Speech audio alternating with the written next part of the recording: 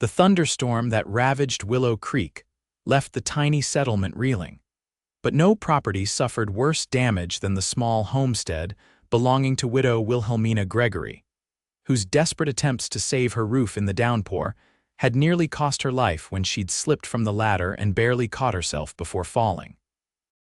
Wilhelmina Willa, to the few who had earned the right to such familiarity, stood in her yard the morning after, staring up at the gaping hole in her roof with haunted eyes. The storm had peeled back the shingles like the lid of a tin can, exposing the rafters to the elements and leaving her home vulnerable to the next rainfall. Rainwater already pooled on her bedroom floor, soaking through the handmade quilt that had been her mother's wedding gift. At 32, after 3 years of widowhood, Willa had learned to weather hardship with grim determination. Thomas Gregory's death from pneumonia had left her with a small homestead, crushing debts, and a steely resolve to maintain her independence. She'd sold off parcels of land to satisfy creditors, learned to hunt, and bartered her seamstress skills for necessities. But this latest catastrophe threatened to break her hard-won self-sufficiency. "Mornin', Ms. Gregory," called a deep voice from the road. "Looks like you got yourself a situation there." Xavier Forrester sat tall in his saddle, his buckskin gelding shifting beneath him. At 36, the rancher cut an imposing figure, broad-shouldered, lean-hipped, with a weathered face that spoke of years under the harsh Colorado sun. His reputation as one of the territory's most skilled horsemen was matched only by his notoriety for keeping to himself. Willa stiffened, pulling her worn shawl tighter despite the June heat. "I can manage, Mr. Forrester." Xavier dismounted with fluid grace, tying his horse to the fence post. "No disrespect intended, madam, but that's not a one-person job. As I said, I can manage." Her chin lifted, pride outweighing practicality. Xavier surveyed the damage, his expression unreadable beneath his wide-brimmed hat. "Storms forecast for tomorrow evening." "Won't have time to fix it yourself before then." "That's my concern, not yours." Willa turned away, walking toward her toolshed with determined strides. Xavier watched her for a long moment, his blue eyes narrowing slightly. Most folks in Willow Creek had learned not to offer widow Gregory assistance. She'd rebuffed every attempt since Thomas died, seemingly determined to either succeed or perish entirely on her own terms. Xavier respected independence, valued it himself, but there was a difference between independence and foolishness. The next morning, Willa awoke to the sound of footsteps on her roof. She bolted upright, grabbing the shotgun she kept beside her bed, and hurried outside in her nightdress and hastily donned robe. Xavier Forrester knelt on her roof, methodically removing damaged shingles. A wagon loaded with lumber, tools, and new shingles stood in her yard. "Mr. Forrester." "What do you think you're doing?" Willa called up, lowering the shotgun but keeping it visible. Xavier barely glanced at her. "Fixing your roof." "I didn't ask for your help." Her voice rose with indignation. "Didn't ask for your permission either." He continued working, his movements efficient and practiced. "This is trespassing." Xavier paused, wiping sweat from his brow with his sleeve. "Madam, you can stand there arguing or you can make us both some coffee. Either way, I'm fixing this roof."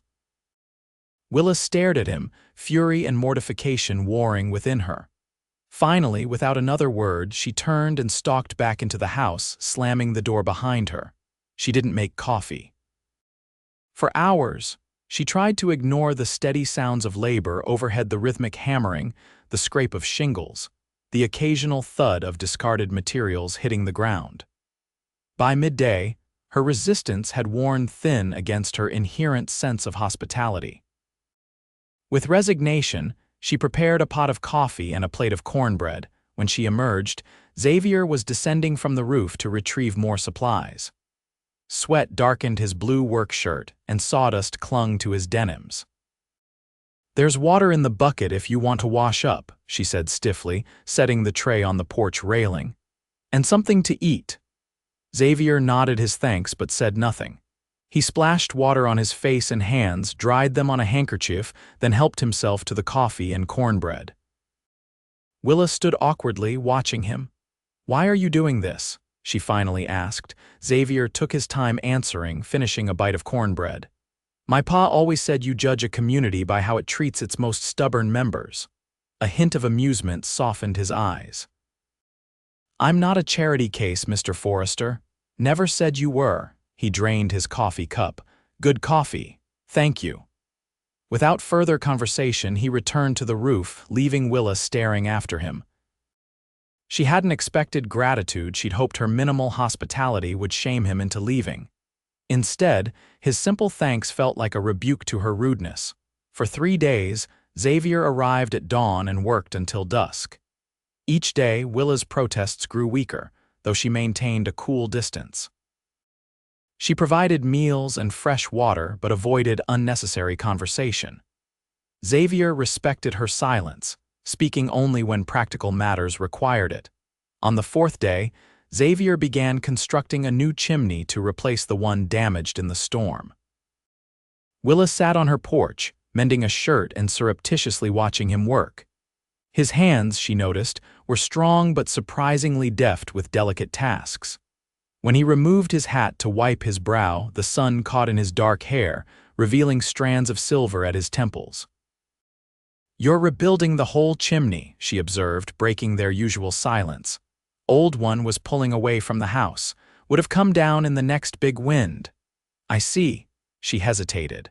"Was that why there was always smoke in the bedroom?" Xavier nodded, mixing mortar in a wooden trough.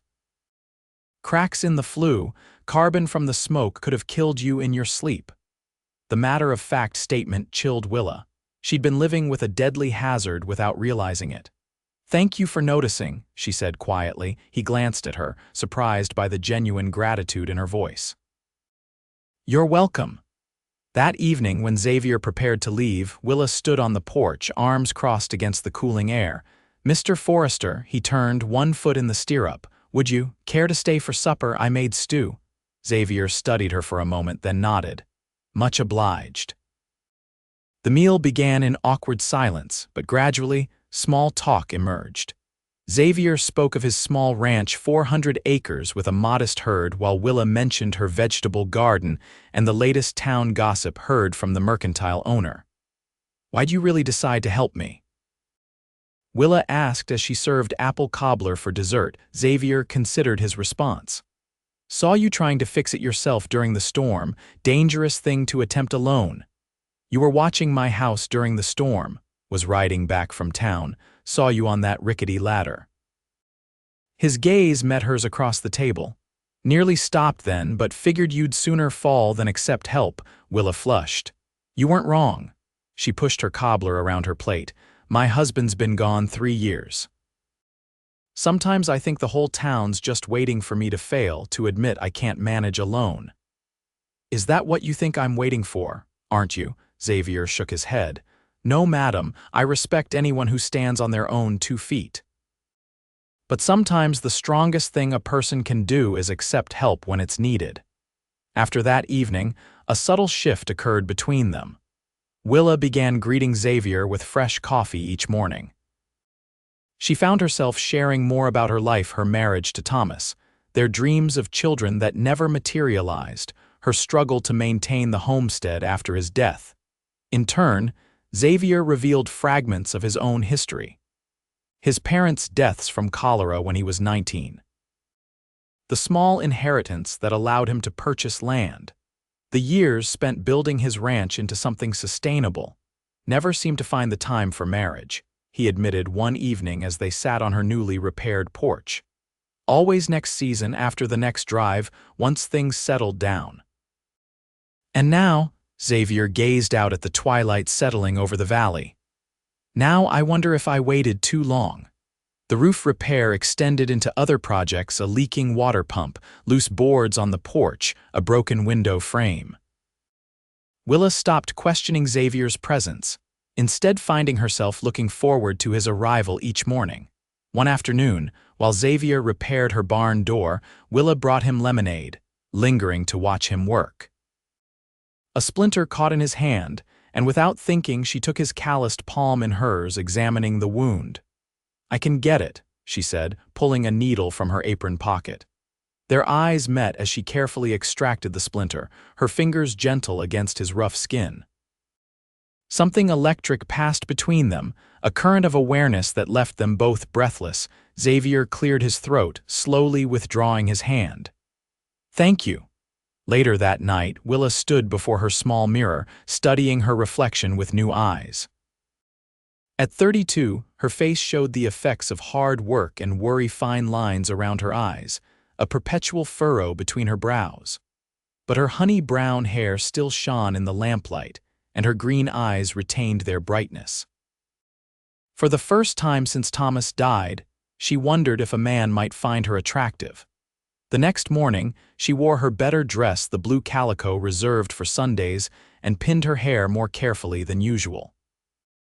If Xavier noticed the change, he gave no indication, but Willa caught him glancing her way more frequently as he worked on reinforcing her chicken coop. "There's a social at the schoolhouse Saturday evening," Willa mentioned casually as they ate lunch. "Music and dancing to raise funds for new books." Xavier paused mid-bite. "Been a while since I've been to a social." Willa focused intently on buttering her bread. "I thought I might attend, first time since Thomas passed. Good idea, get out among people." "Yes," she agreed, disappointment settling in her chest at his non-committal response. "Just thought you might like to know in case you were considering going yourself." Xavier nodded, returning to his meal, and the subject dropped. Saturday arrived with perfect summer weather. Xavier completed his work on the chicken coop by mid-afternoon and prepared to leave earlier than usual. "Won't be by tomorrow," he said, loading his tools into his wagon. "Got some business to attend to at my place."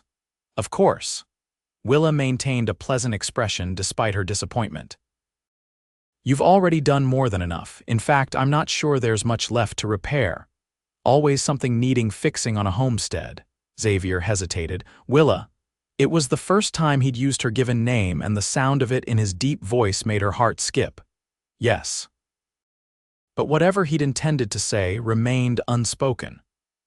"Have a good evening at the social," he said instead, tipping his hat before climbing into his wagon. Willa watched him drive away, fighting back tears. She'd been foolish to imagine he might see her as anything more than a neighbor in need. Perhaps he'd even grown tired of her company, manufacturing an excuse to end their daily interactions. Despite her low spirits, Willa prepared for the social. She wore her best dress green muslin that brought out her eyes and arranged her hair in a style she hadn't attempted in years.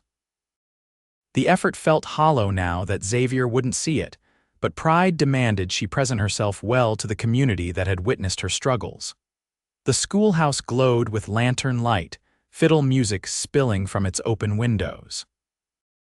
Willa hesitated at the entrance, suddenly overwhelmed by the prospect of socializing after so much isolation. Before she could lose her nerve, Martha Jenkins, the postmaster's wife, spotted her. "Willa Gregory, what a wonderful surprise." Martha drew her inside. "Everyone, look who's joined us." A momentary hush fell as townsfolk turned to stare. Many smiled welcomingly, though Willa noticed a few whispered behind their hands. She lifted her chin, refusing to be intimidated. "Ms. Gregory," Sheriff Bennett approached with a friendly nod. "Good to see you out and about. Heard Forrester's been helping fix up your place." "Yes, Mr. Forrester has been very kind," she acknowledged. "Kind isn't a word most associate with Xavier Forrester," laughed the sheriff. "Man barely speaks 3 words together most days." "He's not as taciturn as people think," Willa defended, then blushed at the knowing look the sheriff gave her throughout the evening. Willa danced with several partners, including the widower Simmons, who held her too close, and young Dr. Parker, who stepped on her toes repeatedly while extolling the virtues of his new medical practice. She smiled and conversed, but her thoughts continually drifted to Xavier. When the schoolteacher announced the final dance, Willa decided to slip away early. As she collected her shawl, the schoolhouse door opened, and Xavier Forrester stepped inside. He'd clearly made an effort with his appearance clean-shaven, hair neatly trimmed, wearing a dark suit that transformed him from rugged rancher to distinguished gentleman. Conversation faltered as people noticed his arrival, his presence at a social event being nearly as surprising as Willa's. His eyes scanned the room, locking onto Willa with an intensity that rooted her in place. He crossed to her with purposeful strides. "Thought you weren't coming," she said when he reached her. "Changed my mind." His voice was low, meant only for her. "Would you do me the honor of this dance, Mrs. Gregory?" Willa nodded, unable to speak past the lump in her throat. Xavier led her to the dance floor as the fiddle player began a slow waltz. His hand rested lightly at her waist, warm and steady as he guided her through the steps. "You look beautiful," he said after a moment. "Thank you." She glanced up at him. "You clean up rather well yourself, Mr. Forrester." "Xavier," he corrected. "Seems about time you called me by my name." "Xavier," she repeated, liking how it felt on her tongue. They danced in comfortable silence, aware of curious glances but focused only on each other. When the music ended, Xavier didn't immediately release her. "Would you allow me to escort you home?" he asked. The ride back to her homestead in Xavier's wagon was filled with a charged anticipation. They spoke little, but Willa was acutely conscious of his presence beside her, of his arm occasionally brushing hers when the wagon hit a rut in the road. At her gate, Xavier helped her down, his hands lingering at her waist a moment longer than necessary. They walked to her porch, where a lantern left burning cast golden light across the weathered boards he'd recently repaired.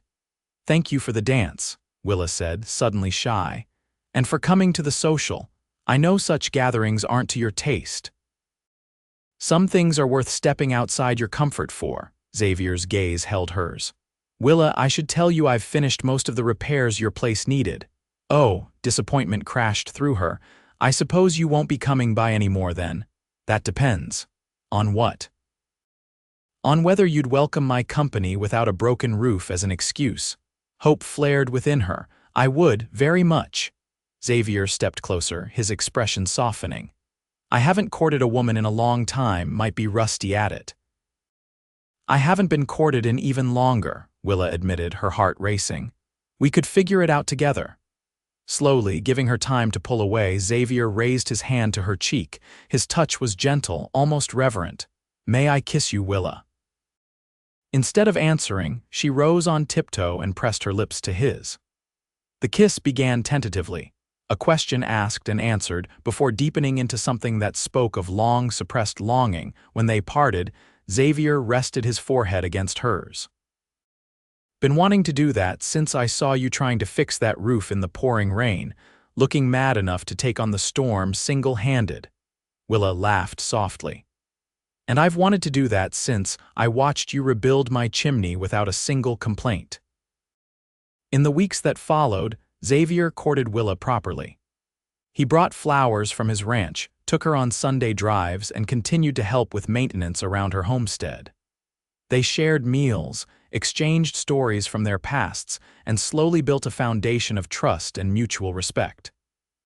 The town buzzed with gossip about the unlikely pair, the fiercely independent widow and the solitary rancher, but neither paid much attention. They'd both lived too long caring about others' opinions. One evening in late August, they sat on Willa's porch watching fireflies dance in the gathering dusk. Xavier took her hand, his expression unusually solemn. "Been thinking about the future," he began. "Have you now?" Willa squeezed his fingers encouragingly.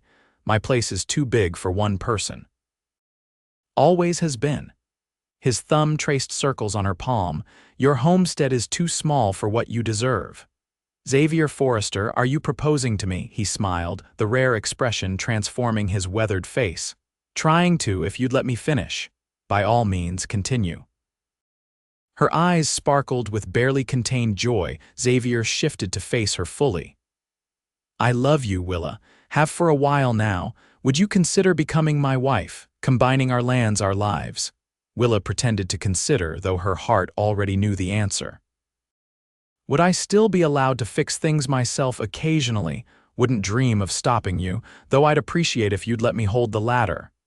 "In that case, yes." She leaned forward to kiss him. Yes, I'll marry you. They were wed in October, when the aspen trees turned gold against the mountainsides.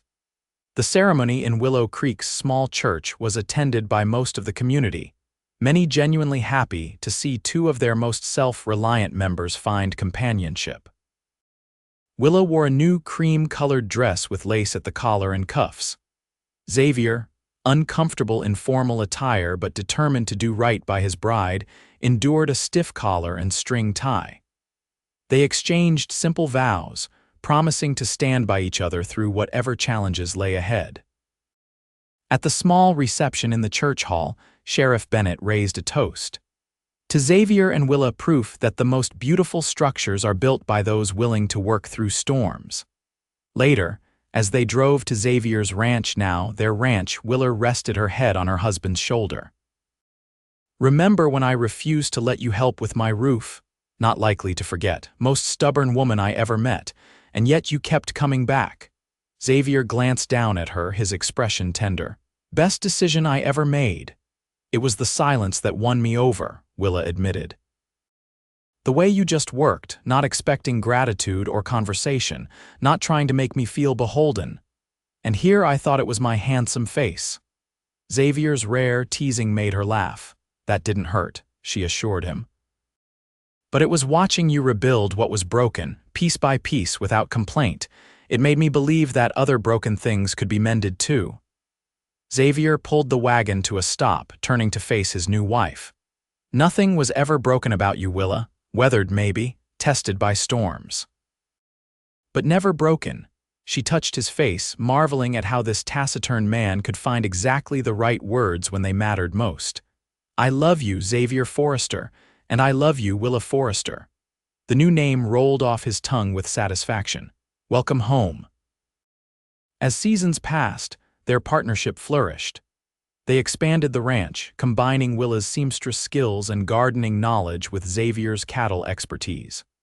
The following spring, they built a larger house together, Willa insisting on helping with every aspect of the construction. Xavier taught her proper roof repair techniques, while she showed him how to cultivate a vegetable garden that produced through Colorado's short growing season. By their second anniversary, Willa was carrying their first child, a daughter they named Hope, who arrived with the spring thaw. 2 years later, a son joined their family, bringing new joy to the home they'd built together. On the 5th anniversary of Xavier's first appearance at her homestead, Willa found him on their porch, repairing a loose railing. Still fixing things, I see, she said, joining him with baby Thomas on her hip while 3-year-old Hope played nearby. Always something needing attention. Xavier kissed her, then took their son, who reached eagerly for his father. Willa leaned against the repaired railing, watching her husband with their child. Do you ever think about how different our lives might have been if you hadn't been so stubborn about fixing my roof? About as often as you think about how different they'd be if you hadn't been so stubborn about refusing my help, he countered with a smile. Well, thank goodness one of us had the sense to give in. Willa grinned. Even if it took a while. Xavier set Thomas down to play with his sister and pulled Willa into his arms. Some roofs aren't meant to be repaired alone, he said, his voice husky with emotion. Some storms are too big to weather by yourself. I'm glad you helped me see that. Willa rested her head against his chest, listening to the steady beat of his heart. Though I maintain I could have fixed that roof eventually. Xavier's laughter rumbled through her. Never doubted it for a minute, Mrs. Forrester, never for a minute. As twilight descended over their ranch, painting the sky in shades of pink and gold, they gathered their children and went inside to the home they'd built together, not just of wood and stone, but of patience, respect, and love that had grown from the most unlikely of beginnings. A damaged roof, a stubborn widow, and a cowboy who understood that sometimes the most profound connections begin in silence.